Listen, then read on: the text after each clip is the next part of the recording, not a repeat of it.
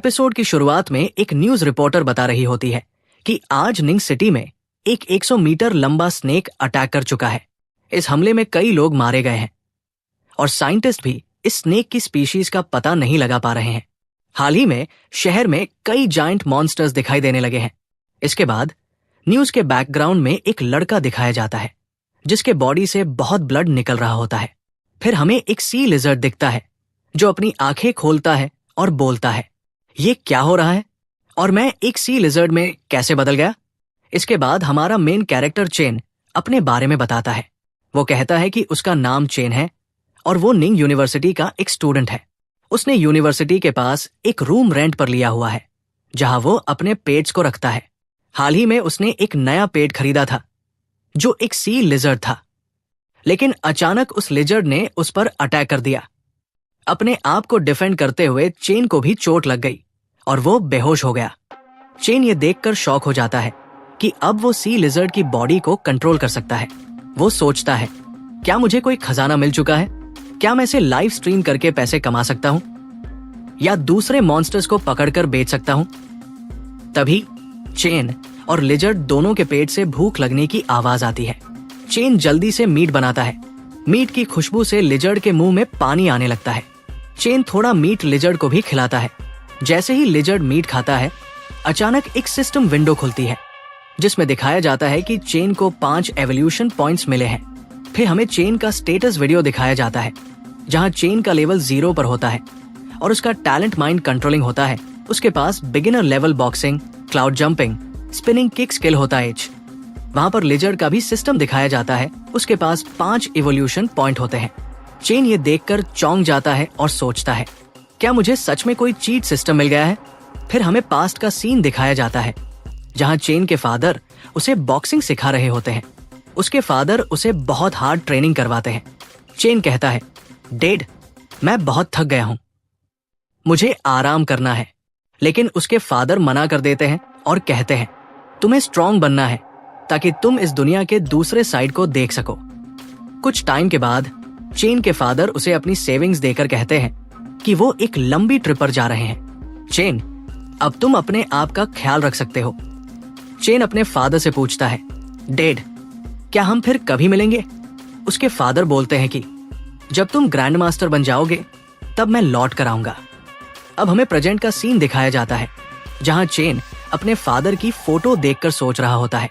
दूसरी तरफ लिजर्ड ने अपना सारा खाना खत्म कर लिया होता है।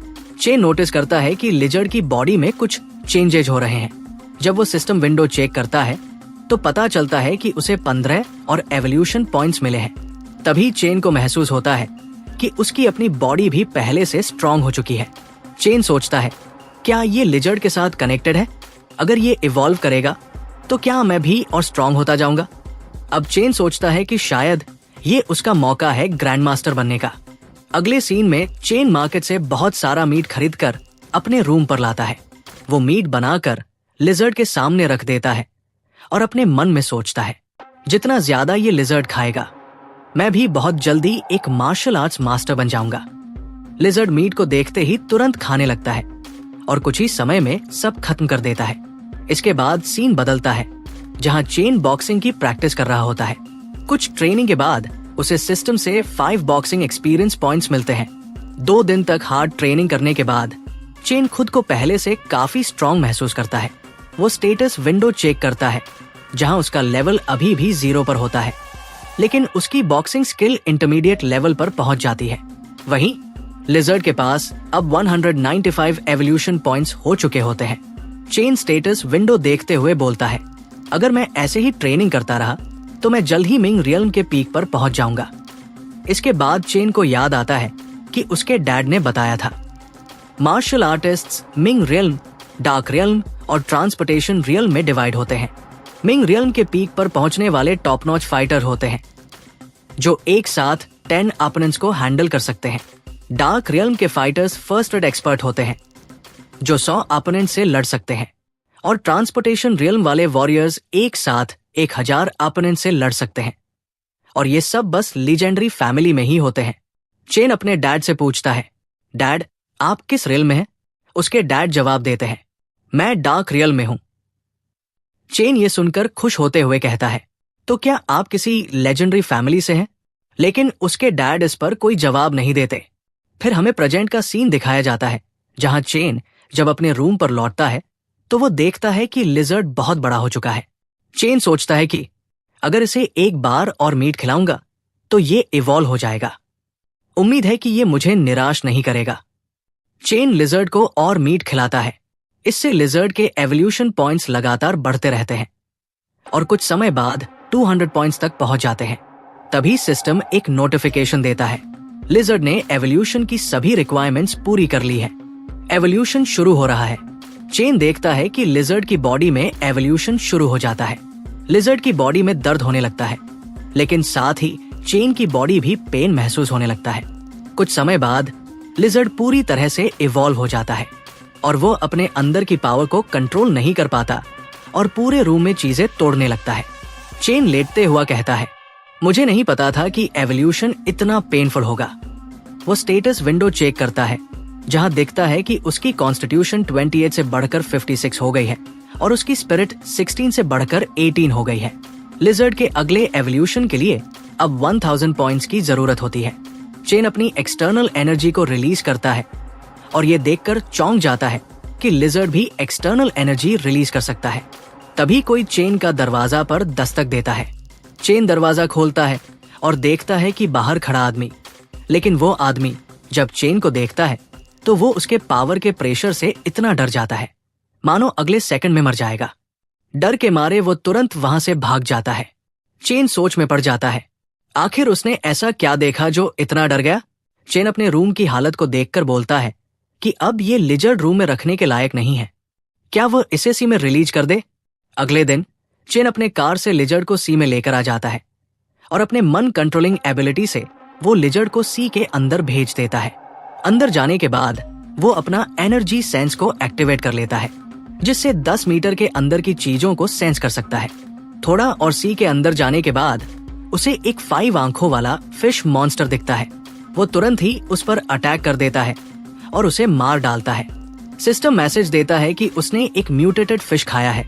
उसे 10 इवोल्यूशन पॉइंट मिलते हैं और एक फिजिक्स पॉइंट मिलते हैं। वो सोचता है कि जब वो कोई नॉर्मल फूड खा रहा होता है तो उसे बस एक इवोल्यूशन पॉइंट मिलता है, लेकिन यहाँ पर उसे सिर्फ एक म्यूटेटेड फिश खाने के बाद 10 इवोल्यूशन पॉइंट मिले हैं। फिर वो सोचता है कि ओशन में ऐसी म्यूटेटेड क्रिएचर पेयर हो रहे हैं। यही कारण है कि बाहर में भी बहुत सारे अजीब अजीब क्रिएचर उभर रहे हैं। कुछ टाइम बाद का सीन दिखाया जाता है, जहां पर चेन ने बहुत सारी म्यूटेटेड फिश को मार डाला होता है, जिससे उसे इवोल्यूशन पॉइंट मिले होते हैं और सिस्टम बताता है कि अब उसे आज और इवोल्यूशन पॉइंट नहीं मिलेंगे। चेन बोलता है कि अगर कोई भी सी के अंदर देखेगा तो उसे बस अंधेरा ही दिखेगा, लेकिन इस लिजर्ड को सी के अंदर रंगीन दिख रहा है। फिर वो सोचता है कि लिजर्ड बहुत टाइम से पानी में है, लेकिन इसके पास गिल्स नहीं है जिससे ये पानी में सांस ले सके। उसे बार बार सांस लेने के लिए लैंड पर जाना पड़ता है। उसे एक अंडरग्राउंड केव दिखती है, जहां पर वो उस लिजर्ड को छोड़ देता है। फिर हम ऊपर के सीन में देखते हैं, जहां चेन अपना कार लेकर जाने लगता है, लेकिन उसे एक घर दिखता है और वो सोचता है कि क्या इस जगह पर भी कोई रहता है। जब वो ध्यान से सुनता है तो उसे पता चलता है कि कोई हेल्प के लिए चिल्ला रहा है। वो तुरंत ही वहां पर अपना कार रोक लेता है। हम उसे घर के अंदर देखते हैं, जहां 2 गुंडे आपस में बात कर रहे होते हैं। एक बोलता है, क्या वर्कर चला गया? दूसरा गुंडा बोलता है, हाँ।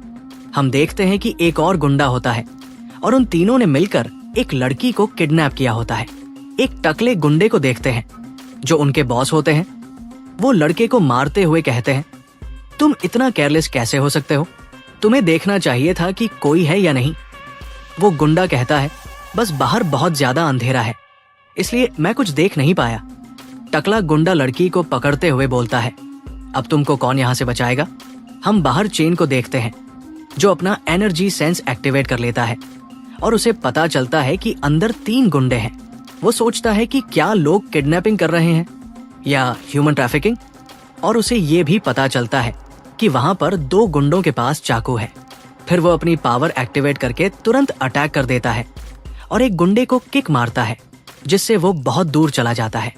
चेन के पीछे उसका बॉस चाकू से अटैक करता है, लेकिन चेन उसे एक पंच मारता है जिससे उसका रीढ़ की हड्डी भी टूट जाती है।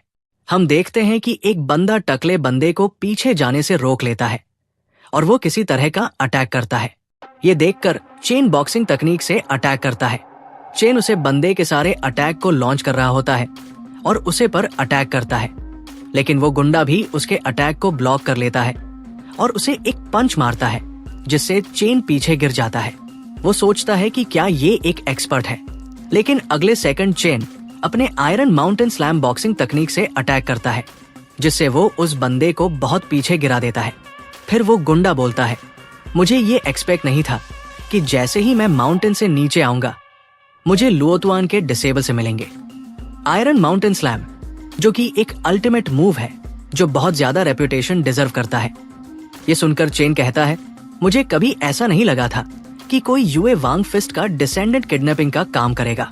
ये सुनकर वो लड़का तुरंत ही चेन के आंखों में अटैक कर देता है, लेकिन चेन उसे एक की देता है जिससे वो बहुत पीछे गिर जाता है। वो सोचता है कि मार्शल आर्ट का फाइट बहुत ज्यादा डेंजरस होता है और वो अभी तक अपने पावर को फुल कंट्रोल करना नहीं सीख पाया है, जो कि उसे बहुत ज्यादा डिसएडवांटेज दे रहा है। अब उसे अपने पावर को कंट्रोल करने के लिए प्रैक्टिस करना होगा। फिर वो अपने पीछे लड़की को देखते हैं और उसके रस्सी को खोल देते हैं। लड़की जो बहुत डर गई होती है वो तुरंत ही चेन को गले लगा लेती है। चेन उसे कहता है, आपको चिंता करने की जरूरत नहीं है, लेकिन जैसे ही आप जाएं आपको पुलिस को कॉल करना होगा और पुलिस को ये नहीं बताना होगा कि मैं कैसा दिखता था और मैं कौन था। ये सुनकर लड़की भी बोलती है, ठीक है, मैं किसी से भी नहीं कहूंगी। कुछ समय बाद का सीन दिखाया जाता है जहां बहुत सारे पुलिस ऑफिसर अंदर घुसकर बोलते हैं, जो भी अंदर है अपना हाथ हवा में कर ले। लेकिन वे बस लड़की को सामने देखते हैं और बाकी सारे गुंडे नीचे ढेर होते हैं। फिर हम पुलिस स्टेशन का सीन देखते हैं जहां ग्वान किंग जो कि सिक्योरिटी एजेंसी पुलिस होती है, वो अपने चीफ को बताती है कि लड़की को कुछ याद नहीं है कि उसे किसने बचाया और वो कैसा दिखता है, क्योंकि उसने मास्क पहन रखे थे।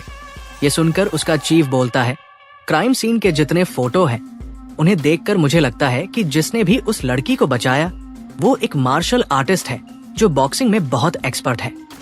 ये सुनकर ग्वान किंग बोलती है, अगर ये सच हुआ कि उसके पास इतना स्ट्रॉन्ग पावर है तो।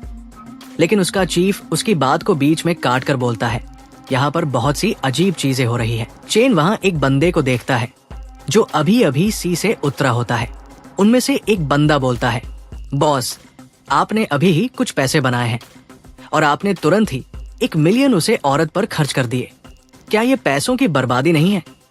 ये सुनकर उसके बगल में खड़ा हुआ एक और आदमी बोलता है, हाँ बॉस, हम लोगों ने बहुत देर तक समुद्र में खोजने के बाद बस 2 मिलियन ही बना पाए हैं। उन दोनों की बात सुनकर उनका बॉस बोलता है, तुम लोग जानते नहीं हो कि वो औरत कौन है। अगर वो हमारे साथ रहेगी तो हमें पैसों की कोई दिक्कत नहीं होगी। ये सुनकर वो दोनों खुश हो जाते हैं। बॉस बोलता है, अब उसने अंडर वाटर ब्रीथिंग एबिलिटी को एक्टिवेट किया है तो अब हमें बस शिप की लोकेशन ढूंढनी है जिससे ट्रेजर निकाल सकें और बहुत सारा पैसा हो जाएगा। लेकिन तभी उन लोगों को पीछे से आवाज आती है। वे पीछे मुड़कर देखते हैं तो देखते हैं कि चेन खड़ा होता है। वो बोलता है, मुझे लगा कि यहाँ पर सिर्फ परवर्ट्स है, पर तुम तो खास निकले। ये देखकर उनके बॉस ने चाकू निकाला और चेन पर अटैक कर दिया, लेकिन चेन ने बस अपना अटैक को जमीन पर किया जिससे बॉस ऊपर उछल जाता है। फिर चेन उसे एक पंच देता है जिससे वो बहुत दूर गिर जाता है।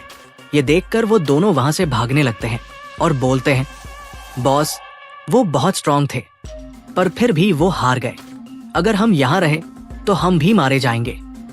लेकिन चेन उन दोनों पर अटैक करके बेहोश कर देता है। फिर वो अपने माइंड कंट्रोलिंग एबिलिटी को एक्टिवेट कर लेता है और उनको अपने कंट्रोल में कर लेता है और उनसे उनका नाम पूछता है।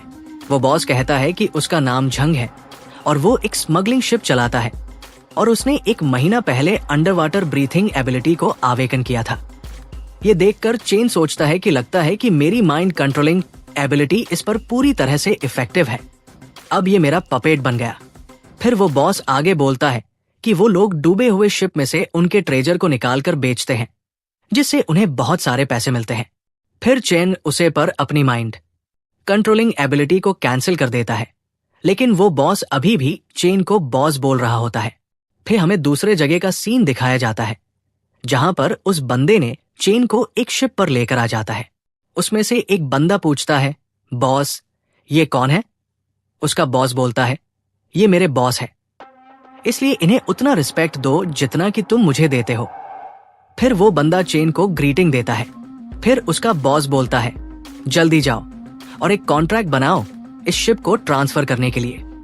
कुछ टाइम के बाद वे लोग कॉन्ट्रैक्ट को चेन को दे देते हैं और फिर चेन वहां से चला जाता है। फिर अगले दिन का सीन दिखाया जाता है, जहां पर वो लिजर्ड बहुत सारा फूड खा चुका होता है, जिससे चेन को भी पॉइंट मिल रहे होते हैं और चेन साथ में ट्रेनिंग भी कर रहा होता है। वो बोलता है कि वो अपनी पावर को इंक्रीज करने के लिए लिजर्ड पर डिपेंड नहीं हो सकता, उसे भी अपने आप को ट्रेन करना होगा।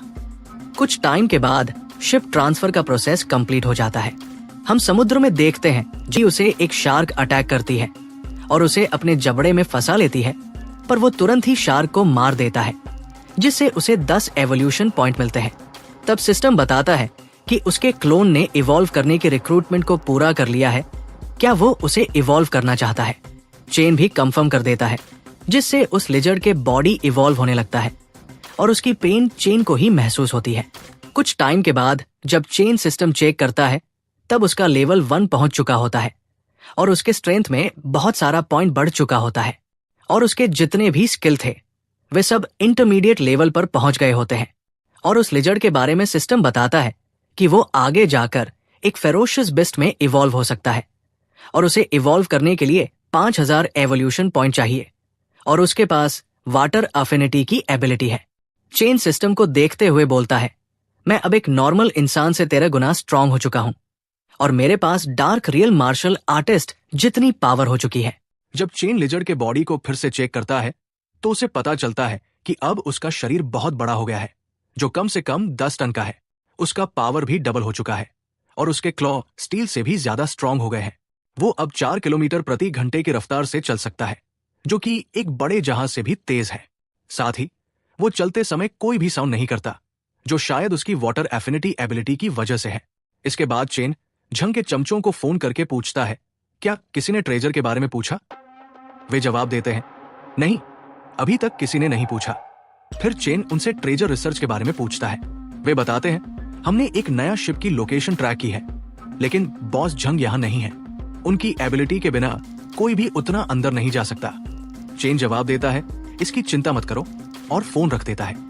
इसके बाद वो लिजर्ड को शिप की लोकेशन खोजने के लिए भेज देता है। अगला सीन में चेन पेडेस्ट्रियन स्ट्रीट आ रहा होता है, जहां उसने 2000 का खाना खा लिया था और अब उसके पास सिर्फ 20,000 की सेविंग बची है। तभी वो देखता है कि कुछ लड़के एक लड़की को परेशान कर रहे हैं। ये देखकर चेन उन पर चिल्लाता है, तुम लोग उस लड़की के साथ क्या कर रहे हो? गुंडे चेन को जवाब देते हैं, बच्चे यहाँ से चले जा और ऐसा सोच कि तूने कुछ देखा ही नहीं। ये सुनकर चेन अपनी पावर रिलीज करना शुरू करता है। ये देखकर गुंडों के पसीने छूटने लगते हैं, लेकिन वे वहां से भागने की कोशिश करते हैं। तभी लड़की कहती है, तुम लोग खुद को मर्द समझते हो और तुम लोग डर गए। ये सुनकर चेन सोचता है, क्या ये लड़की पागल हो चुकी है? लड़की की बात सुनकर गुंडों का गुस्सा और बढ़ जाता है और वे चेन पर अटैक कर देते हैं, लेकिन चेन की एक ही अटैक से वे दोनों जमीन पर गिर जाते हैं। चेन कहता है, मैंने मुश्किल से अपनी पावर का 10% इस्तेमाल किया है। अगर मैंने ज्यादा पावर लगाई होती तो तुम दोनों के चिथड़े उड़ गए होते। लेकिन वो देखता है कि वो दोनों गुंडे वहां से तुरंत भाग जाते हैं। चेन लड़की को देखता है और सोचता है, क्या इसने ड्रंक है? फिर वो पुलिस को कॉल करके लड़की को वहां से भेजने की कोशिश करता है, लेकिन लड़की जाने से मना कर देती है। चेन अपने घर जाकर माइंड कंट्रोल एबिलिटी के जरिए लिजर्ड को देखता है, जो एक डूबे हुए शिप के पास होता है। जब चेन और चेक करता है तो उसे शिप के पास बहुत सारे गोल्ड बार्स दिखाई देते हैं। चेन ऊपर शिप पर मौजूद लोगों को बोलता है, यहाँ से 3 किलोमीटर अंदर एक बॉक्स है, उसे जल्दी से निकालो। वे लोग जल्दी से बॉक्स को निकाल लेते हैं। उनमें से एक पूछता है, क्या बॉस झंग के अलावा किसी और के पास वाटर ब्रीदिंग एबिलिटी है? ये सुनकर चश्मे वाला बंदा जवाब देता है, ज्यादा सवाल मत पूछो, ये सब बॉस का सीक्रेट है। चेन और लोकेशन चेक करता है, कुछ और बॉक्स निकलवाता है। इसी दौरान उसे एक छोटा मेटल पीस मिलता है, जिसे लिजर्ड के क्लॉज भी नहीं काट पा रहे थे। बहुत मेहनत के बाद वो उसे निकाल लेता है और सोचता है, शायद ये कुछ वैल्यूएबल होगा। इसे मैं अपने पास रखता हूं। लेकिन उसके जाने से पहले कोई उस पर पीछे से अटैक कर देता है। हम देखते हैं कि वो भी एक तरह का मॉन्स्टर होता है जो कि बहुत लंबा होता है, लेकिन वो चेन के लिजर्ड के सामने कुछ नहीं कर पाता और चेन उसे भी खा जाता है। कुछ समय बाद का सीन दिखाया जाता है जहां चेन प्रैक्टिस कर रहा होता है। वो बताता है कि एवोल्यूशन पॉइंट्स की मदद से उसका फिजिकल पॉइंट 200 के पार चला गया है। उसने अभी तक अपनी स्ट्रेंथ को पूरी तरह से टेस्ट नहीं किया। फिर वो अपने सामने एक पत्थर पंच करता है जो कम से कम 1.5 टन का था। एक ही पंच में पत्थर टुकड़ों में बिखर जाता है। चेन को यह भी पता चलता है कि उसके पास हीलिंग पावर है जो उसकी सारी चोटों को फौरन ठीक कर देती है। उसके बाद लिजर्ड उस मेटल को समुद्र से बाहर निकाल देता है। चेन जब मेटल उठाने की कोशिश करता है तो उसे पता चलता है कि वो मेटल का टुकड़ा कम से कम 200 पाउंड का है। वो सोचता है शायद यही वजह है कि लिजर्ड भी इसे स्क्रैच नहीं कर पाया। चेन सोचता है ये परफेक्ट है एक वेपन बनाने के लिए, लेकिन फिलहाल मुझे उन गोल्ड बार्स पर ध्यान देना चाहिए। हम चेन को देखते हैं जो शिप पर आ चुका होता है और गोल्ड के बारे में पूछता है। सामने वाला बंदा बताता है कि गोल्ड शिप में सुरक्षित रखा गया है। चेन कैप्टन केबिन में जाकर कहता है ये गोल्ड कितने पैसों का होगा? चश्मे वाला बंदा जवाब देता है मैंने कभी इतने सारे गोल्ड बार्स एक साथ नहीं देखे। जब चेन गोल्ड को चेक करता है तो उसे पता चलता है कि इन पर कोई मार्क नहीं है। चेन सोचता है इसका मतलब है कि ये गोल्ड प्राइवेटली माइन किया गया है, इसी वजह से इसे ज्यादा कीमत पर बेचना मुश्किल होगा। इसके बाद चेन बसलिंग डाउनटाउन पहुंचता है और एक सेलर से पूछता है क्या आप गोल्ड खरीदते हैं? ये सुनकर वो लड़की पूछती है आप क्या बेचना चाहते हैं, रिंग या नेकलेस? चेन जवाब में गोल्ड बार दिखाते हुए कहता है मैं ये बेचना चाहता हूं। गोल्ड देखकर लड़की हैरान हो जाती है और कहती है कि उसे मैनेजर से बात करनी होगी। थोड़ी देर बाद शॉप का मैनेजर आता है और चेन से पूछता है कि वो कितना गोल्ड बेचना चाहता है। चेन बैग दिखाते हुए कहता है ये सब। मैनेजर गोल्ड की जांच करवाता है और थोड़ी देर बाद बताता है सारे गोल्ड बार्स मिलाकर कुल 11 किलो 250 ग्राम है, लेकिन ये पूरी तरह प्योर नहीं है और ये प्राइवेट माइन लगते हैं, इसलिए हम इन्हें 400 युआन पर ग्राम में खरीद सकते हैं। चेन सोचता है कि इससे अच्छा मौका उसे नहीं मिलेगा और कहता है ठीक है। गोल्ड बेचने के बाद चेन के पास 45 लाख युआन हो जाते हैं। अब चेन सोचता है कि उसे सबसे पहले एक कार खरीदनी चाहिए। वो एक लग्जरी कार के शोरूम में पहुंचता है। जब वो कार देख रहा होता है तभी वो अपनी एक्स गर्लफ्रेंड को किसी और लड़के के साथ देखता है। चेन सोचता है मैंने इस लड़की के लिए बहुत कुछ किया था और इसने मुझे छोड़ दिया, अब किसी अमीर लड़के के साथ घूम रही है। लड़की चेन को देखकर अपने बॉयफ्रेंड से कहती है देखो हनी, ये वही लूजर है जो मुझे पटाने की कोशिश कर रहा था। ये सुनकर लड़का भी कहता है इस जैसा गरीब आदमी इस लग्जरी शोरूम में क्या कर रहा है? ये सुनकर वो चश्मे वाले बंदे को गुस्सा हो जाता है और वह उन्हें मारने के लिए आगे बढ़ता है, लेकिन चेन उसे रोक लेता है। लड़की कहती है क्या मैंने कुछ गलत कहा? ये गरीब है और यहां कार खरीदने नहीं, सिर्फ देखने आया होगा। लड़की एक रेड कार की तरफ इशारा करती है और कहती है मुझे ये कार चाहिए। उसका बॉयफ्रेंड कहता है ठीक है मैं देखता हूं, लेकिन वो अंदर से परेशान होता है क्योंकि कार बहुत महंगी है। चेन एक फॉर्च्यूनर को देखता है और कहता है ये मेरे लिए सही रहेगी, सामान ले जाने और आने जाने में मदद करेगी। वो सेल्स गर्ल से कहता है मैं ये कार खरीदना चाहता हूं और पेमेंट कार्ड से करूंगा। सेल्स गर्ल कहती है इस कार की कीमत 2.38 मिलियन युआन है, क्या आप पूरा पेमेंट कार्ड से करेंगे?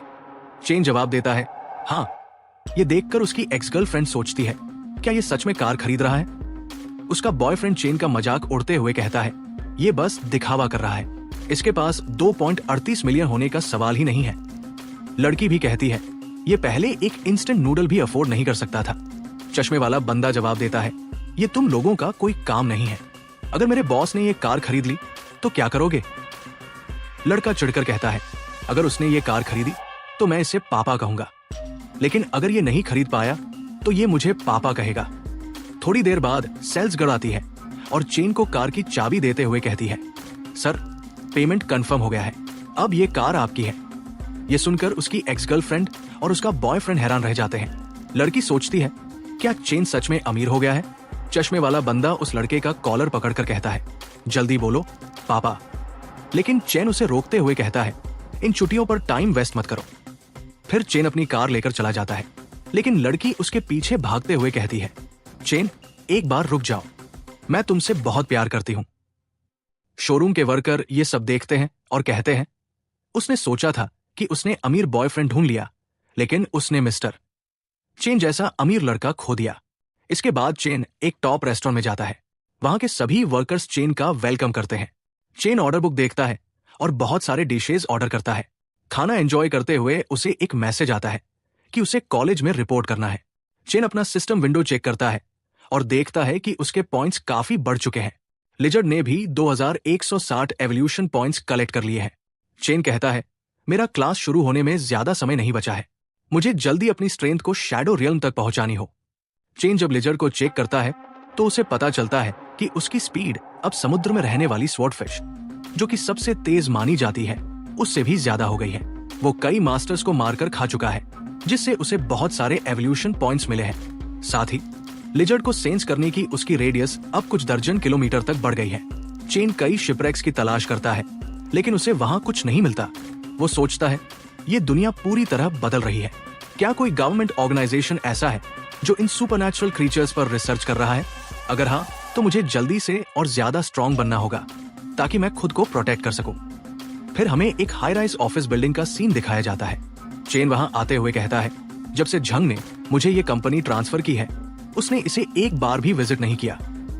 ये कंपनी इस एरिया की सबसे बड़ी कंपनियों में से एक है।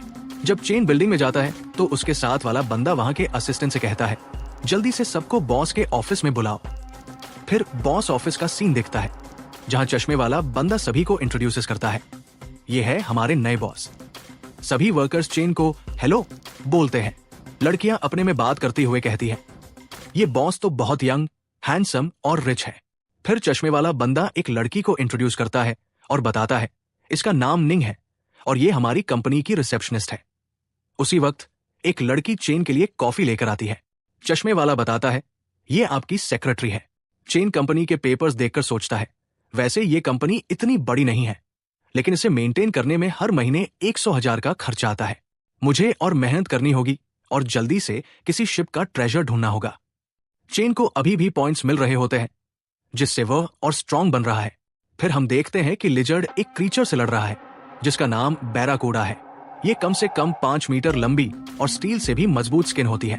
चेन को इसे हराने के लिए एक्सटर्नल एनर्जी का इस्तेमाल करना पड़ा था। जैसे ही वो इस फिश का मीट खाता है, उसे बहुत ज्यादा एनर्जी महसूस होती है। सिस्टम अनाउंसेस करता है कि उसे 90 एवोल्यूशन पॉइंट्स और 9 कॉन्स्टिट्यूशन पॉइंट्स मिले हैं। चेन सोचता है, मुझे पता था कि इस फिश में कुछ अनयूजुअल है।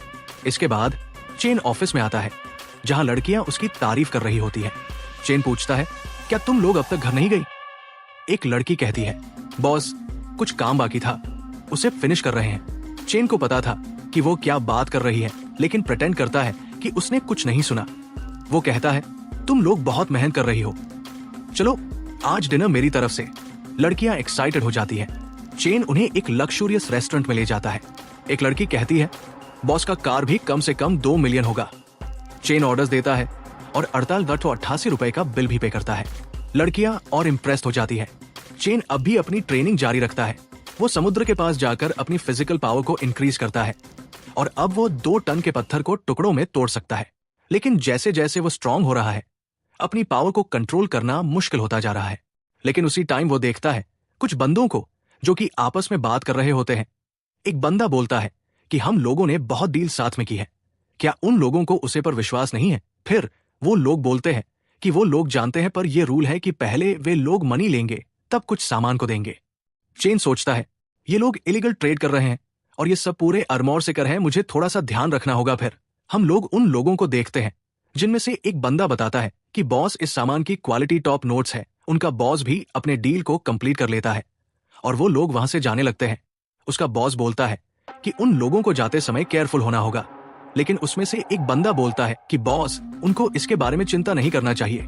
लेकिन इस समय चेन उन पर अटैक कर देता है और उनके एक बंदे को वहीं पर खत्म कर देता है और एक को अपने किक से मार देता है। ये देखकर उनका बॉस उसे पर गन से अटैक करने की कोशिश करता है, पर उसके अटैक करने से पहले चेन उसे एक पंच मार देता है, जिससे कि वो वहीं पर ढेर हो जाता है। फिर वो उस शिप को देखते हुए बोलता है कि इन लोगों के पास कोई भी ह्यूमैनिटी नहीं बची और इन लोगों को ट्रेस करने से वो एक पब्लिक सर्विस कर रहा है। फिर वो लिजर्ड को उनके पीछे भेज देता है। लिजर्ड उन लोगों की बोट के नीचे जाकर उसे तोड़ देता है जिससे उसमें बैठे सभी लोग पानी में गिर जाते हैं। जब वे लोग लिजर्ड को देखते हैं तो घबराकर चिल्लाते हैं, यहाँ पर कोई मॉन्स्टर है, जल्दी भागो यहाँ से। उनका बॉस गुस्से में कहता है, मैं ऐसे यहाँ से भागने वाला नहीं हूँ। वो लिजर्ड पर अपनी गन से हमला करता है, लेकिन उसके गन का लिजर्ड पर कोई असर नहीं होता। इसके बाद लिजर्ड उन सबको खत्म कर देता है और उनके पास मौजूद सूटकेस को अपने साथ ले आता है। इसके बाद हमें चेन के रूम का सीन दिखाया जाता है। चेन जब सूटकेस खोलता है तो उसे पता चलता है कि उसमें कम से कम 3 मिलियन की 300 घड़ियां हैं। फिर अगले दिन का सीन दिखाया जाता है, जहां चेन अपनी सेक्रेटरी के साथ एक कैफे में होता है। सेक्रेटरी को देखकर लोग उसकी तारीफ कर रहे होते हैं। तभी सेक्रेटरी चेन से कहती है कि उसे कुछ पेपर्स पर साइन करना है। उसके बाद वे दोनों कंपनी के लिए निकल जाते हैं। चेन को देखकर वहां मौजूद सभी लोग एक अजीब टेरिफाइंग एनर्जी महसूस करते हैं। फिर हमें चेन का सीन दिखाया जाता है, जो कंपनी में मीटिंग कर रहा होता है और सबको बता रहा होता है कि कैसे वे लोग कंपनी को ग्रो कर सकते हैं। तभी चेन को एक कॉल आती है। दूसरी तरफ से कोई कहता है, आज तुम्हारे क्लास में रजिस्टर करने का लास्ट डे है। ये सुनकर चेन कहता है, मुझे क्लास में रजिस्टर करना है, इसलिए मैं बाकी काम तुम लोगों पर छोड़ रहा हूँ। वो कहता है कि जब वो यहाँ नहीं होगा तो सू लेंग्यू कंपनी के सारे मैटर हैंडल करेंगी। ये सुनकर कंपनी की लड़कियां चौंक जाती हैं और सोचती हैं, बॉस अभी भी एक स्टूडेंट है। इसके बाद चेन अपनी फॉर्च्यूनर में यूनिवर्सिटी पहुंचता है। वहां मौजूद स्टूडेंट्स उसे देखकर कहते हैं, क्या ये कोई अमीर घर का लड़का है? उसका वीडियो यूनिवर्सिटी के फोरम पर वायरल होने लगता है। सब लोग उसे लेकर बातें कर रहे होते हैं। हम उस लड़की को देखते हैं जिसे चेन ने पहले बचाया था। वो चेन को देखकर सोचती है, ये लड़का काफी फैमिलियर लग रहा है। उसे याद आता है कि चेन ने उसकी जान बचाई थी। तभी कोई चेन के वीडियो पर कमेंट करता है, ये अभी जूनियर है और उसका नाम चेन छू है। ये सुनकर वो लड़की जो फाइनेंस डिपार्टमेंट में है कहती है, मुझे विश्वास नहीं हो रहा कि वो मेरे ही ईयर में है। इसके बाद चेन सोचता है कि उसकी बॉडी की स्ट्रेंथ काफी ज्यादा इंप्रूव हो गई है, लेकिन उसे केवल 8 एक्सट्रेमिटीज क्लाउड स्टेप और लोन लेग टेक्निक के बारे में ही पता है। वो सोचता है कि उसे जल्दी से कोई नई स्किल सीखनी होगी जिससे वो अपनी पावर को कंट्रोल करना सीख सके। फिर चेन एक स्टील की शॉप पर जाता है और वहां 2 मीटर चौड़ा और 5 मीटर लंबा स्टील ऑर्डर करता है। शॉप का सेलर बताता है कि उस स्टील का कुल वजन 200 टन होगा और इसकी कीमत कम से कम 7 लाख युआन होगी। चेन सेलर के साथ कॉन्ट्रैक्ट साइन कर लेता है। अगले दिन का सीन दिखाया जाता है, जहां चेन ने एक बड़ा वेयरहाउस खरीदा होता है। वो झंगशू को वापस भेज देता है और एरिया की जांच करता है। चेन को अभी भी बहुत सारे एवोल्यूशन पॉइंट्स मिल रहे होते हैं। वो उस जगह को अपने ट्रेनिंग ग्राउंड में बदलने का प्लान करता है। उसे हर दिन 1000 एवोल्यूशन पॉइंट्स मिल रहे होते हैं, लेकिन उसे और ज्यादा चाहिए ताकि वो और स्ट्रॉन्ग बन सके। फिर हमें उस जगह का सीन दिखाया जाता है जहां चेन ने उन बंदों को मारा था। पुलिस वहां चेक कर रही होती है और कहती है, इन लोगों को एक ही बार में मारा गया है। इनमें से एक लुओ हाओ है जो अंडरवर्ल्ड में एक बार का मालिक था और काफी पावरफुल था। तभी कोई बताता है कि उन्होंने समुद्र में कुछ और बॉडीज भी पाई है। इसके बाद हमें कंपनी का सीन दिखाया जाता है, जहां चेन की सेक्रेटरी शिकायत करती है कि कंपनी में कोई भी काम नहीं कर रहा, सभी बस टाइम पास कर रहे हैं। चेन उसकी बातों पर ज्यादा ध्यान नहीं देता। वो सोचती है चेन अमीर आदमी है, लेकिन वो ऐसे कंपनी को बर्बाद नहीं होने देगा। तभी कोई आता है और बताता है कि कुछ लोग चेन से मिलने आए हैं और वे बिजनेस पर बात करना चाहते हैं। हम देखते हैं कि वहां पर एक बंदा एक लड़की के साथ आया होता है और पूछता है, झंग किधर है? चेन बोलता है, वो और उसके सारे आदमी अब मेरे कंट्रोल के अंदर है। ये सुनकर वो लड़का बोलता है, इम्प्रेसिव, तुमने सच में झंग को अपने कंट्रोल अंदर कर लिया। चलो मैं अपने बारे में बताता हूँ। मेरा नाम वैंग टायन हुआ है। चेन बोलता है, चलिए हम लोग बैठकर बात करते हैं। फिर वैंग बताता है कि उसने समुद्र के अंदर एक पुरानी शिप को खोजा है जो कम से कम 10 मिलियन के बराबर है। उसे चीज को हम लोगों को निकालना है। चेन बोलता है, अगर हम लोग को वहां से कुछ मिला तो वैंग से कैसे बांटने का प्लान कर रहा है। वैंग बताता है कि वो उसे मैप प्रोवाइड करेगा और वो 70% लेगा और 30% चेन को देगा। लेकिन ये सुनकर चेन बोलता है, ऐसा लगता है कि आपको कॉन्ट्रैक्ट को टर्मिनेट करना होगा। ये सुनकर वैंग थोड़ी देर बाद बोलता है, तो तुम्हारा सजेशन क्या है? चेन बोलता है, हम लोग 50 से 50 करेंगे। ये सुनकर वैंग बोलता है, इस बार लॉ बहुत ज्यादा सख्त हो गया है और ये इम्पॉसिबल है कि कोई प्राइवेट सैल्वेज करे, ये बस ये ही कर सकता है। चेन बोलता है, हाँ जरूर, और कुछ भी हुआ तो पेनल्टी लेने के लिए तैयार हूं और आपको इसके बारे में कोई चिंता नहीं करनी चाहिए। फिर वैंग उस डील के लिए मान जाता है। फिर हम पुलिस स्टेशन का सीन देखते हैं, जहां पर चीफ पुलिस ऑफिसर सोच रहा होता है कि उन बॉडी पर जो अटैक किए गए वो एक क्लॉ से किए गए हैं। पर वो कौन सा ऐसा क्रिएचर होगा जिसके पास इतने बड़े बड़े क्लॉस होंगे? क्या ये हो सकता है कि वह किसी तरह का एक एबनॉर्मल क्रिएचर हो? फिर वो अपने डिपार्टमेंट के साइट पर यह पोस्ट कर देता है कि बहुत सारी बॉडीज समुद्र में पाई गई है और ये संदेह है कि या तो किसी बीस्ट का अटैक है। फिर हम देखते हैं कि इन्वेस्टिगेशन स्टार्ट हो जाती है। फिर चेन का सीन दिखाया जाता है, जहां पर उसके पास उसका स्टील का ऑर्डर आ चुका होता है। सेक्रेटरी पूछ रही होती है, बस आप इतने बड़े आयरन पिलर का क्या करेंगे? लेकिन वो उसे कुछ नहीं बताता। फिर वो अपना बैलेंस चेक करता है और उसके पास बहुत कम बैलेंस बचा होता है। चेन वहां से चला जाता है। उसे जाते हुए सेक्रेटरी उसके बारे में कुछ उल्टा सोच रही होती है। चेन कार चलाते हुए सोच रहा होता है कि उसने सुबह ही में एक चॉपस्टिक तोड़ दी, इसलिए उसे अपने स्ट्रेंथ को कंट्रोल करना जरूरी हो गया है। फिर हम उसे ट्रेनिंग करते हुए देखते हैं और ट्रेनिंग करते करते वो अपनी पावर को कंट्रोल करना सीख लेता है। फिर वो अपनी पावर सेंस एबिलिटी को ऑन करता है, जिससे कि वो 30 मीटर के अंदर किसी भी चीज को सेंस कर सकता है। हम 3 दिन बाद का सीन देखते हैं, जहां पर लिजर्ड एक मास्टर को मार चुका होता है, जिससे उसे 210 एवोल्यूशन पॉइंट्स और 21 कॉन्स्टिट्यूशन पॉइंट्स मिलते हैं। फिर वो ऊपर देखता है और तब उसे ऊपर वैंग का शिप दिखाई देता है। वो वैंग को फोन करके कहता है, मेरे क्रू मेंबर पहले ही वहां पर पहुंच चुके हैं, क्या वे लोग अपने काम को स्टार्ट कर दें? वैंग कहता है, अभी मुझे कुछ प्रिपरेशन करनी है, इसलिए मैं ये काम रात में करना चाहूंगा। चेन भी इस बात पर मान जाता है। फिर चेन बताता है कि उसकी हार्ड ट्रेनिंग से उसे 15 और पॉइंट्स मिले हैं और उसे और बिंदु से वो अपनी स्ट्रेंथ को एनहांस कर सकता है। हम वैंग को देखते हैं, जो चेन से कह रहा होता है, मैं किसी भी मेंबर को नहीं देख पा रहा हूं। चेन बोलता है, मेरे मेंबर सब सी के अंदर है। फिर चेन लिजर्ड की मदद से शिप को खोजने लगता है, पर उससे भी वहां पर बहुत ज्यादा हाई प्रेशर महसूस हो रहा होता है, जिससे उसे अनकंफर्टेबल लग रहा होता है, लेकिन उसे कुछ नहीं मिलता। फिर वो बताता है कि उसे नीचे कुछ नहीं मिला। ये सुनकर वैंग कहता है, तुमने बहुत जल्दी सर्चिंग कंप्लीट कर ली है। और वो सोच रहा होता है कि 700 मीटर अंदर कोई कैसे भी इस मिनट में स्कैन कर सकता है, ये इम्पॉसिबल है। फिर उसका एक बंदा बताता है कि कुछ 100 साल पहले यहां पर कोई शिप डूब गई थी, हो सकता है कि वो कुछ किलोमीटर में हो। वैंग चेन को बताता है, क्या तुम कुछ और किलोमीटर सर्च कर सकते हो? कुछ और किलोमीटर सर्च करने के बाद चेन को कुछ मिलता है, जिसे वो ऊपर निकलवाता है। उसे चीज को चेक करने के बाद वांग का उसका बंदा बताता है कि इसमें से 8 पीस टूटे हुए हैं और 3 सही है, जो कि कम से कम 30 मिलियन के बराबर है।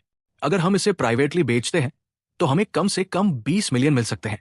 ये सुनकर वैम भी खुश हो जाता है। फिर चेन अब वो सब काम उसे पर छोड़ देता है। वो बस अब आएगा और अपना पैसा कलेक्ट कर लेगा।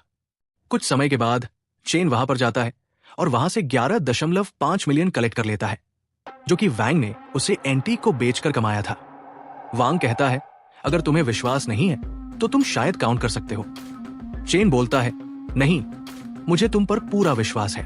फिर वो अपने मन में सोचता है, अब मनी की प्रॉब्लम सॉल्व हो गई है, पर मुझे अभी भी और ट्रेनिंग करनी होगी, क्योंकि मेरी स्ट्रेंथ अभी भी बहुत ज्यादा कम है। उसके बाद हम चेन को देखते हैं, जो कि फिर से लड़कियों के साथ डिनर कर रहा था, लेकिन इस समय एक बंदा आकर उसे पूछता है कि क्या वही मिस्टर चेन है, जो कि मरीन इंडस्ट्री ग्रुप का ओनर है। फिर वो लड़का अपने बारे में बताता है कि उसका नाम ली ट्यानरुई है और वो टाइनहोम ग्रुप का मैनेजर है और साथ ही में वो वांग का दोस्त भी है। ये सुनकर चेन भी उसे हेलो कहता है। फिर ट्यानरुई बताता है कि वो समुद्र में फिशिंग करना चाहता है, मतलब वो वहां पर शिप के ट्रेजर को ढूंढना चाहता है। क्या वो उसके साथ कॉर्पोरेट करने में इंटरेस्टेड है? ये सुनकर चेन बोलता है कि जब तक उसे अच्छा प्रॉफिट मिलेगा वो इसमें इंटरेस्टेड होगा।